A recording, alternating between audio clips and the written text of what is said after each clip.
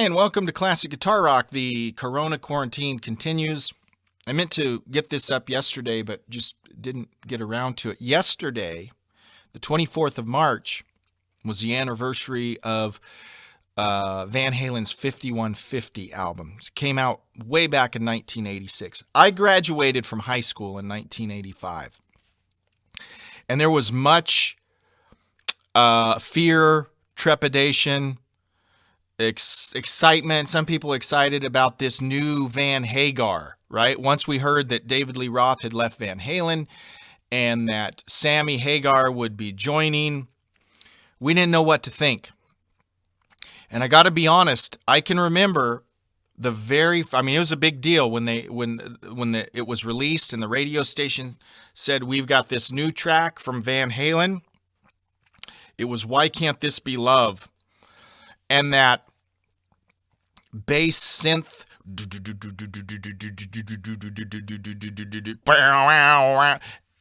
I got to tell you, I was underwhelmed when that first came out. That whole, the sound of it was kind of, that's weird. Then the singing started, right? Then Sammy starts singing, and I'm like, okay, I get it. This is going to work. And this is one of those albums, man. It is it separates the men from the boys, the sheep from the goats, the wheat from the tares, whatever you want to call it. It's a dividing line for a lot of folks. And I don't mean to get into a whole Dave versus Sammy argument. I don't want to do that. In my mind, it's funny when I say this. Van Halen grew up as a band with Sammy. They all of a sudden became a band of adults. And even then, I'm using the term loosely, but from the standpoint of songwriting,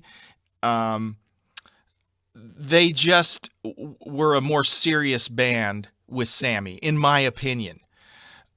Sammy's a way better vocalist, and all of a sudden with Sammy, they could do things that they never could have done with Dave, okay?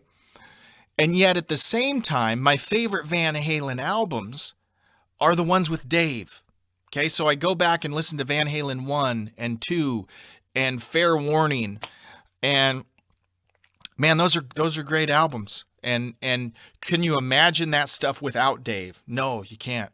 And in fact, even when you'd see Van Halen live, I saw Van Halen live on Diver Down, and then I saw Van Halen live on the Unlawful Carnal Knowledge tour, and then I saw them again on the Debacle tour in, when was it, 2003, 2004, when they got together again with Sammy and did that tour. And that was terrible. Eddie was terrible. Sammy was great. Mike was great, but it was not a good tour, and Eddie was not in good form. And anyways, so I've seen them several times live, and a couple important things happened with 5150. Number one, even though there were a lot of Van Halen fans that were not happy with the change. And they'll tell you to this day, "Oh, it wasn't Van Halen once Sammy joined." 5150 was the first number one album they ever had. And from a monetary standpoint, they were way more successful with Sammy than with Dave, for what that's worth, right? Again, like I mentioned, their songwriting changed. They had a more mature sound. The sounds on 5150, on OU812, for Unlawful Carnal Knowledge, those are three really solid albums. And it was, I think of it this way, right? It's two different bands. It's two different bands. You go see Van Halen live, and they do very few, at least when I saw them, they did very few Dave songs. They did Jump. I'm trying to remember. They did Panama, When I saw them the last time in 2004, they did Somebody Get Me a Doctor, but Mike sang it. Sam didn't sing it. Sam doesn't like singing the Dave songs. And of course, Dave can't sing the Sammy songs. So you notice when Dave was back with them and they did the tour, they didn't do any Sammy songs because Dave can't sing them. Okay, Dave's a showman. He's not a singer. And I mean, no one can make the case that Dave's a better singer. I mean, they can say that Dave's a better frontman or whatever. And even that's up for debate. You watch them now, you watch Dave live now, and you watch Sammy live now, there's no comparison. Sammy blows Dave away. First of all, he sings better. Second of all, he's not weird like Dave is. And I don't mean to be anti-Dave, but one of them has aged much better than the other, and it ain't Dave, right? But this is a really important album because a lot of people thought once Dave left that Van Halen was done. And they proved everyone wrong. Their most successful album, their first #1 album, was not with Dave. It was with Sammy. And this was a time in the band where everyone was getting along. You know, the Van Halens loved Sammy and Mikey, and they were all getting along, and they were just doing some great stuff. And they had a run there of 3 albums that were really good. And then it all went to the crapper after that.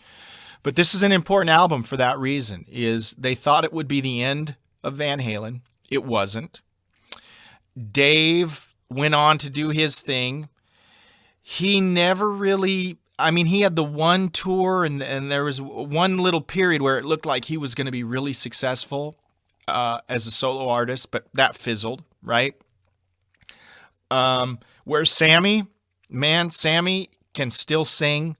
He's done multiple projects that have been very successful since this time and is a consummate, he's like 72 and he still can sing. And there's not many guys that can still say that. So again, I said I didn't want to make it a Sammy versus Dave debate, and I did. I didn't mean to do that. I love the vintage Van Halen with Dave. Love it. My favorite Van Halen album is Van Halen 1. Okay, fair warning, an awesome album. Those are probably my 2 favorite Van Halen albums.